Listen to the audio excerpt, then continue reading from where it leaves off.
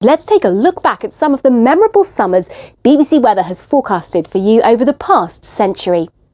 Long before mass travel overseas to get some guaranteed rays, how much sun most people got was determined by the UK weather, and the 1920s and 30s had several summers that were a washout. By the time we hit the 1940s, the weather played its part in the evacuations of Dunkirk with unusually calm conditions. 4 years later, a break in the weather allowed the storming of Normandy.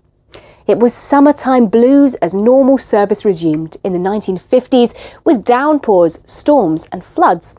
It wasn't until 1959 that a half-decent summer rolled up, and a full decade before the Beatles song made the phrase famous, people could finally say, "Here comes the sun." The 1970s started fairly dry, and 1976 was, at the time, the driest summer since records began in 1717.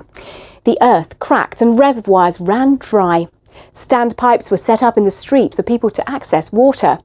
The Drought Act was drawn up in Parliament, and a Minister for Drought was appointed. Within a few days of his appointment, the heavens opened, and less than a week later, the Minister for Drought had his title changed to the Minister for Floods. Temperatures rose globally throughout the 1990s.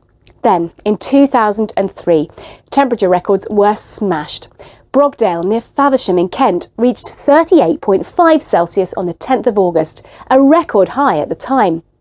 2004 brought the infamous Boscastle storm, which swept through the Cornish village. Cars were washed into the sea and every boat in the harbour was damaged. July 2019 brought another record when the UK saw its highest temperature to date. Cambridge Botanical Gardens hit a sweltering 38.7 Celsius. Hopefully we can look forward to forecasting you something a little less extreme this summer.